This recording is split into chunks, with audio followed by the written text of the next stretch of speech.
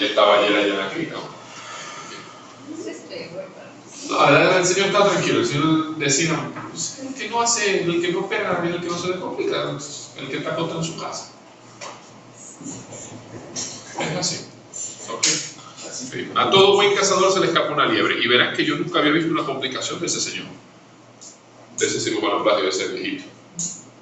Hasta el sol, o sea, no una complicación así, que se te abrió un puntico, que se te abrió la herida, que hizo un celomitis y celodrenante, eso son pendejeras, ¿no? En cualquier cirugía de pasión y uno va, drena, pone un puntito, se resolvió. Pero no es 30.000 de blanco, fiebre, la vaina. ¿Y de dónde será a lo que llegó así ayer? No, ya sabemos de dónde era, ¿no?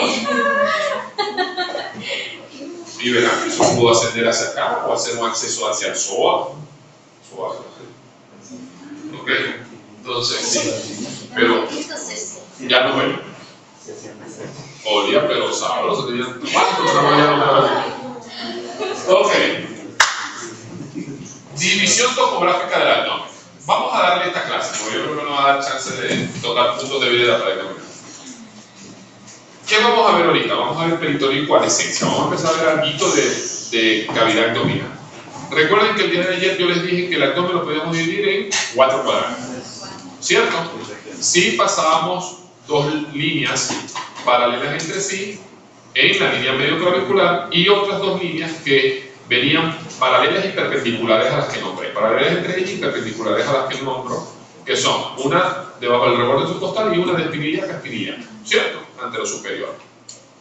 Pero la división topográfica para estudiar el abdomen de manera adecuada y localización de superficie de los órganos internos es la regional, la de 9 regiones. Pasamos 2 líneas paralelas entre sí, línea medio clavicular, ¿ok? Y pasamos pasamos 3 líneas, ¿ok? Sí, ya me iba a tirar una chiripiorcada aquí. ¿Cuáles esas líneas? Vamos a pasar una línea, reborde costal, espinilla, y dividimos 9 cuadrantes, ¿sí? La anterior es la misma que nombre, la anterior de 4 cuadrantes, una línea media y una línea en el ombligo, ¿ok? Es la de 4 cuadrantes. Esta, que es la que acabo de nombrar de regiones, es esas 2 líneas. Medio clavicular, reborde subcostal, espinilla, espinilla. Entonces, yo tengo en la parte superior hipocondrio derecho, epigastrio y hipocondrio izquierdo.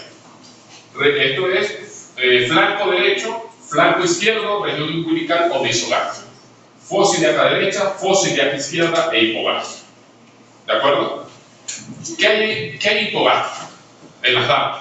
Si tienen un dolor hipogastrio, probablemente de útero, anexo uterino, una enfermedad inflamatoria pélvica, puedo pensar, ¿sí? Vejiga, infección de la cistitis. ¿Qué hay en la fosa ilíaca derecha? De apéndice, ovario derecho en las damas, trompa, ¿ok? De falopio. En hipocondrio derecho, generalmente el lóbulo hepático del hígado. En epigastrio, estómago, hígado, páncreas, ¿ok? Hipocondrio izquierdo, el vaso y el ángulo esplénico del colon, ¿ok? Y en la zona media, generalmente el pífano mayor y las asas delgadas. Entonces, eso es pregunta de examen. Ya que no me prestó atención, eso es la pregunta de examen. ¿Ok? Estos son los planos de la pared abdominal. Piel. Subcutáneo que se divide en camper y escarpa. Camper la superficial, escarpa la profunda. La vascularizada, escarpa. Es la más rojita, la más parda, cobriza. Camper la más amarillita, la más gordita. ¿Sí? Y por debajo de escarpa consigo la fase innominada de Gallaudet. ¿Ok? Que es como la fase clavipectoral. Es una cosa que se va con soplarla. No tiene nada ahí. ¿Dónde se observa bastante bien la fase de Gallaudet? Cerca de las regiones inguinales. Ahí está esa telita bien bonita. Apenas tenga una, les traigo un video. No sé si tengo videos aquí de algunos casos. ¿Puedes repetir esa parte de que es innominada? De Gallaudet. Doble L. ¿Ok? Luego por debajo tengo los 3 músculos anterolaterales. Oblicuo mayor, oblicuo menor. o externo interno, y el transverso. ¿Ok? Luego ya entro el espacio preperitoneal, que el área prevesical se denomina espacio de Bóvaros, ¿ok? Y al peritoneo. ¿De acuerdo? Acá, recapitulemos. Pared abdominal. Yo les dije que del ombligo hacia arriba es diferente y del ombligo hacia abajo es diferente. El principal punto de reparo es la línea del 4, pero nosotros no andamos viendo la línea del 4 así, no somos Superman, ¿cierto?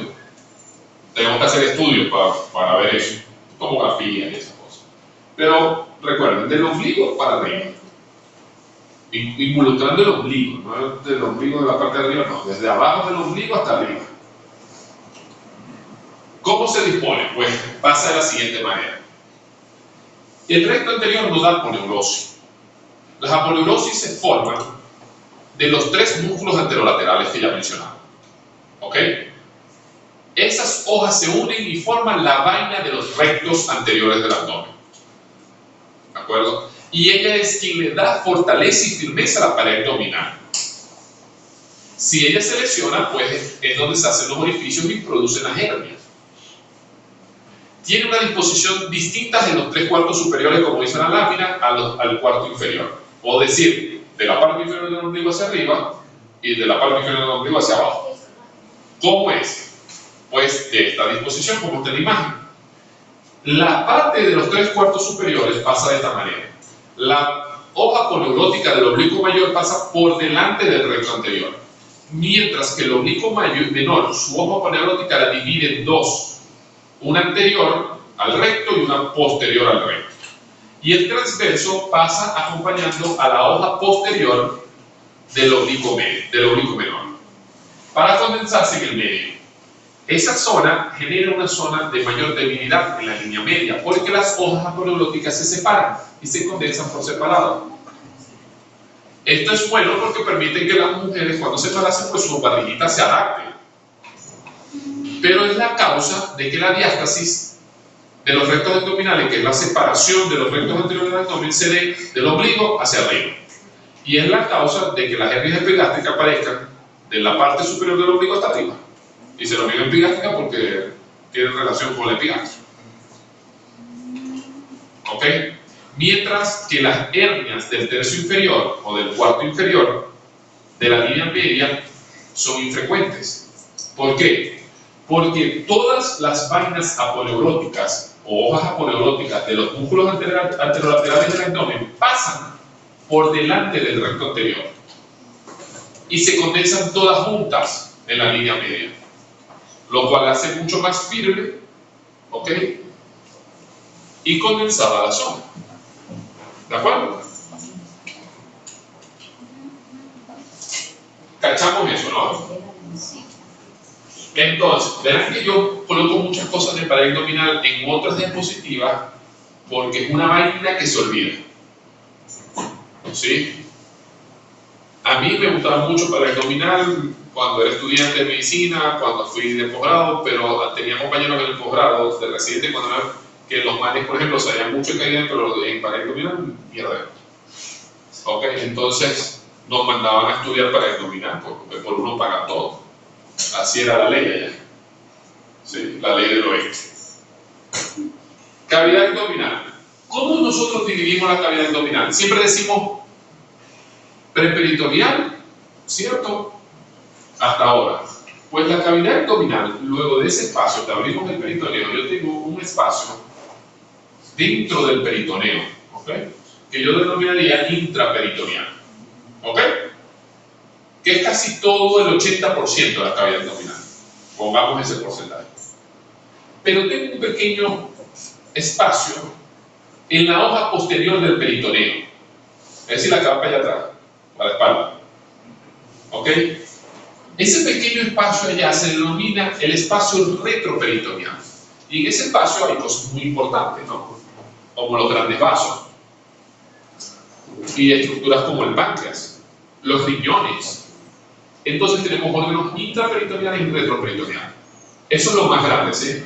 Pero no es solamente esa clasificación, sino que cuando nuestro peritoneo se forma y nuestros órganos internos se forman, esos movimientos que se producen en el abdomen, de rotación, de descenso, producen también una condensación de las hojas peritoneales y producen fascias de coalescencia.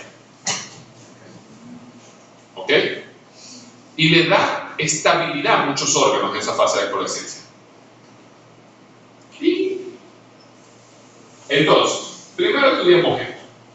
¿Cómo clasifico yo los órganos abdominales según su relación con la hoja peritoneal? ¿Ok? Primero, los peritonizados o peritoneales son aquellos que tienen serosa visceral. Casi todos los órganos tienen serosa visceral, casi todos. Los extraperitoneales son aquellos que se encuentran por fuera de las hojas peritoneales. Por ende, no tienen ni peritoneo visceral ni peritoneo parietal. ¿Ok? Se apoyan por detrás, ¿ok?, o por debajo del visceral. Es decir, los dividiría en dos tipos: retroperitoneales y subperitoneales. Vamos acá. Los retroperitoneales son aquellos que están por detrás del peritoneo parietal posterior. ¿Sí? Allá atrás. No tienen ni peritoneo parietal ni peritoneo visceral. ¿Quiénes son? Los uréteres, el riñón, los grandes vasos. Ellos no tienen peritoneo. La glándula suprarrenal no tiene peritoneo. Una fase que se denomina fase gelótica, que es otra cosa, una pequeña cápsula.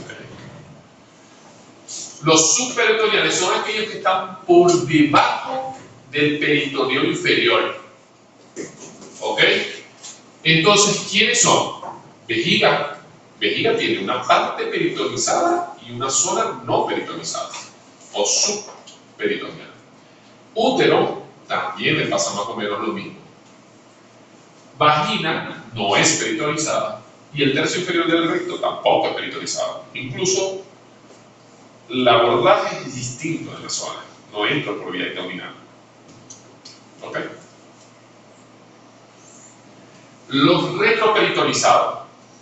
Estos retroperitonizados son aquellos que tienen peritoneo visceral. ¿Ok? ¿Por qué? Porque en el momento en que nacieron ellos eran intraperitoneales, están bien peritonizados, pero cuando esas fases de coalescencia se dieron por la rotación, el peritoneo parietal se fusionó al visceral.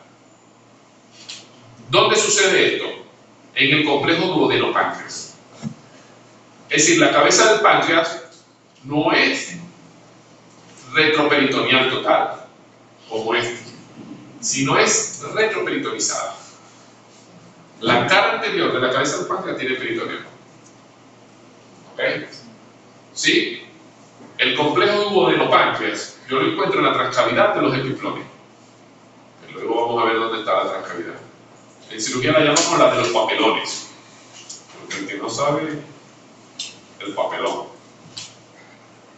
Intraperitoneal. Son órganos que están dentro de la bolsa peritoneal, ¿ok?, pero no tienen peritoneo visceral. Ejemplo, los ovarios son el único órgano que entra en esta clasificación. ¿Ok? Ellos están dentro de las hojas parietales del peritoneo. Él está dentro de la cavidad peritonizada, ¿no?, pero no tiene peritoneo visceral. Y son los ovarios. ¿Ok? El único órgano que cumple este. ¿De acuerdo? Ahora vamos a ver las fases de coalescencia. Las fases de coalescencia la mayoría se llaman de Toll. ¿Ok? Toll-Fredette.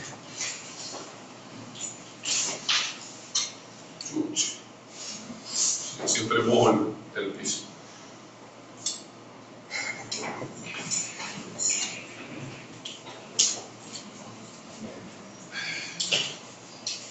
Por mi culpa no vamos a dejar tomar agua el sol. Entonces, tenemos las fases de coalescencia. Pendiente acá. Porque esto me encantaba preguntar a mí cuando ya era de más jerarquía los residentes que venían llegando. Nadie sabe esta mierda. Para el bono. Nuestros órganos están unidos al peritoneo parietal posterior por estas fascias de coalescencia. Y son varios. ¿Ok? Por lo menos en cirugía es importante saberlo porque tenéis que saberlo. Hay muchas técnicas quirúrgicas que tratan sobre mover el intestino cortando esas fascias de coalescencia. Entonces, la fascia de TOL 1 o retropancreática. ¿Ok? ¿Qué pasa? La cara posterior del cuerpo del páncreas se adosa al peritoneo parietal posterior. ¿Qué sucede? Que ustedes dicen, no, es totalmente retroperitoneal porque no está la otra hoja. No, la otra hoja que va detrás de la cabeza del páncreas se condensó atrás y le da firmeza a él, a la parte retroperitoneal. ¿Ok? Entonces, la fascia de TOL 1 es la retropancreática. La fascia de TOL 2 o retrocólica derecha. Esta fascia es la que está en el parietocólico derecho. Es la que va a condensar, ¿okay?, el mesocolon ascendente al peritoneo parietal posterior. Es la que hace que el colon no esté así, el colon ascendente, ¿no? Sino que está aquí, quietito ahí, en la corredera parietocólica derecha. ¿Ok? ¿Sí? Es la condensación del peritoneo parietal posterior en el colon derecho. ¿De acuerdo?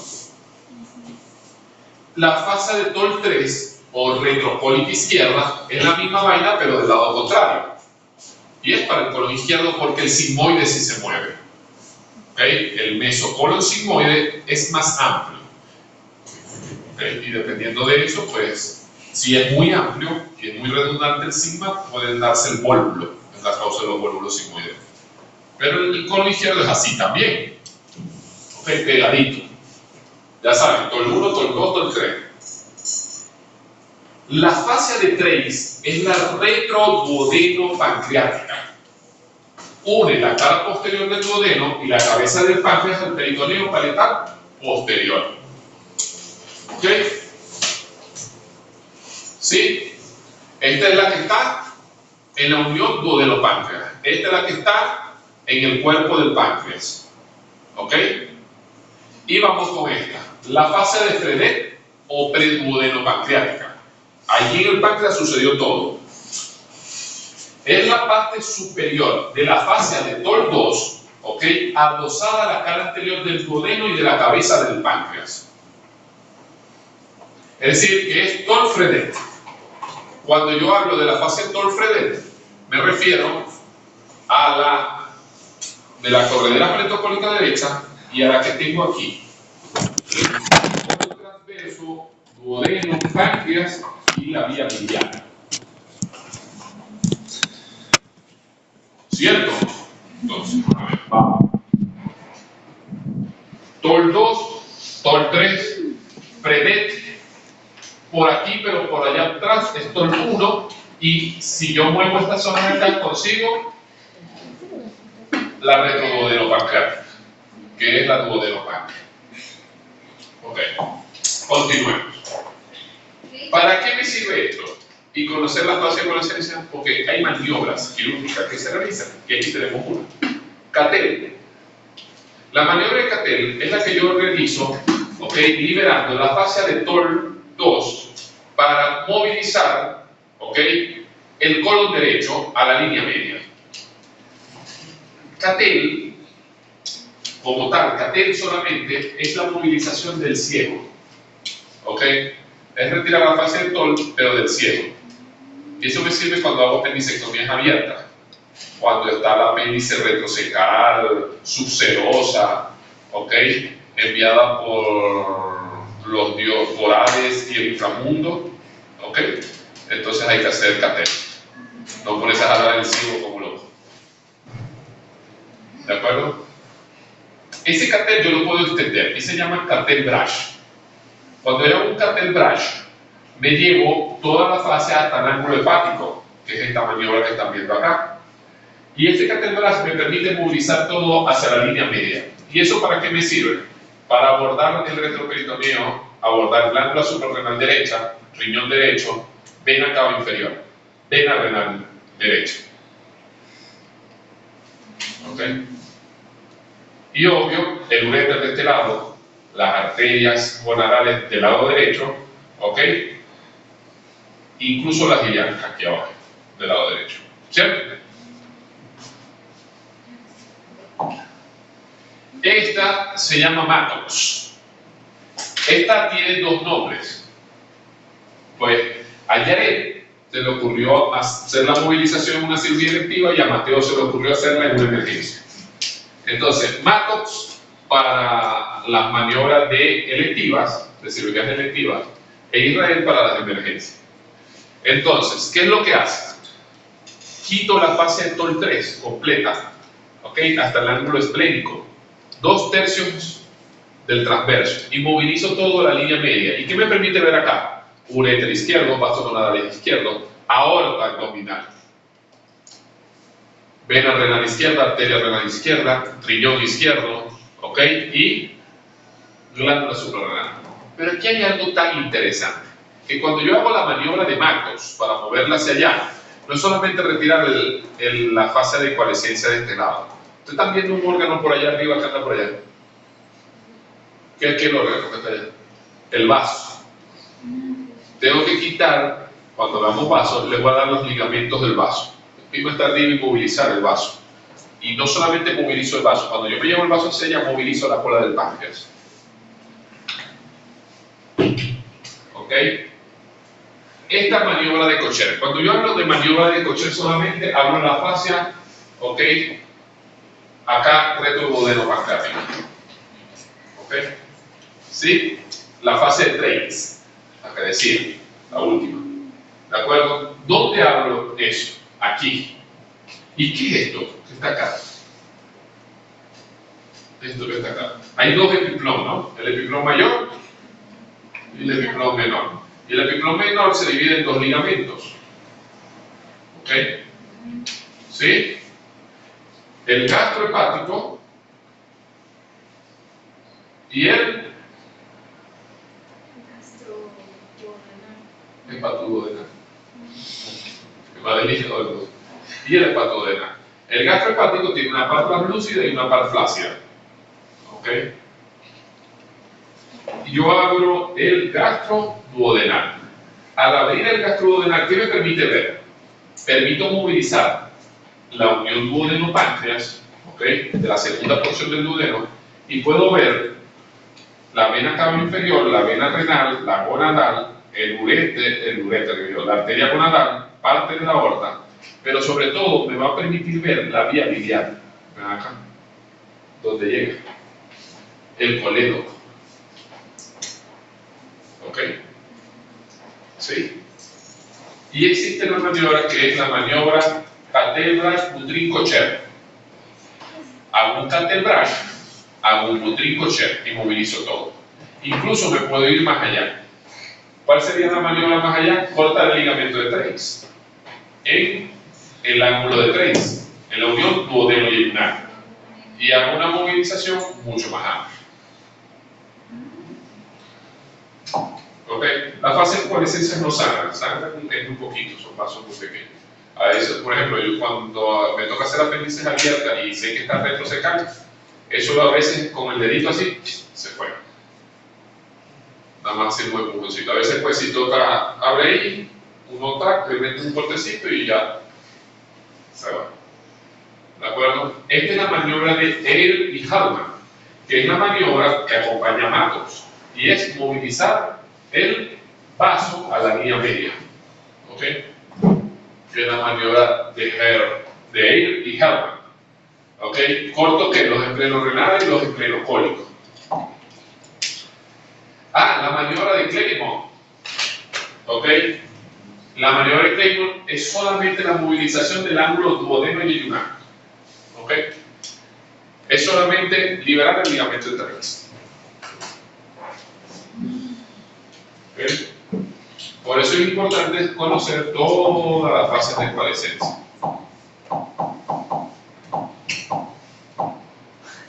Aquí. Esto es el epiplom menor con sus dos ligamentos, el gastrohepático y el gastroduodenal. La par condensa y la par flácida están en el gastrohepático y la par pediculada es el gastroduodenal. Ya hablamos de triplogenol.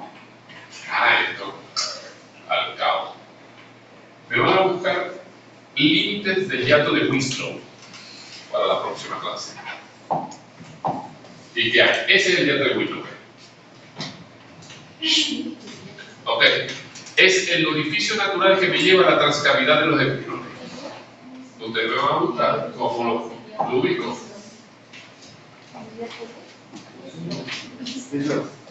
Ok. Bien, rapidito. Esto que vemos acá, esto es quirúrgico. Y esta es la revisión por órgano del espacio retroperitoneal. El retroperitoneum es todo lo que está por detrás de la hoja parietal posterior. ¿Ok? ¿Sí? Allá atrás. ¿Cuáles son sus límites? Bueno, por arriba el diafragma. A los lados son los músculos anterolaterales del abdomen, por detrás del psoas mayor, la columna vertebral, y abajo, ok, es la pelvis ósea. Yo lo puedo dividir desde el punto de vista anatomoquirúrgico en tres grandes zonas. ¿Okay? La zona central, esta que vemos acá, o centro medial, que va a estar ubicada entre diafragma, promontorio sacro y los dos psoas ilíacos, va a contener ¿qué? Los grandes vasos. ¿De acuerdo? Y el duodeno y el páncreas, principalmente. La aorta abdominal y la vena cava inferior, los grandes vasos. La zona 2 es la zona lateral a los psoas ilíacos. ¿Ok? Cresta ilíaca y diafragma. ¿Qué voy a encontrar acá? Riñón, uréteres, colon ascendente, colon descendente. ¿Ok? En esta zona. ¿Y qué más si están los riñones ahí? Arteria hiperrenal. ¿Ok? Y la zona 3, que es la zona del promontorio sacro para abajo, ¿ok? Sí, voy a encontrar el recto sigmoide, los vasos ilíacos y los órganos progenitales. Y no solamente se dividen de esta manera para sus estudios y sus órganos, sino que cada zona, desde el punto de vista del trauma abdominal, tiene su indicación.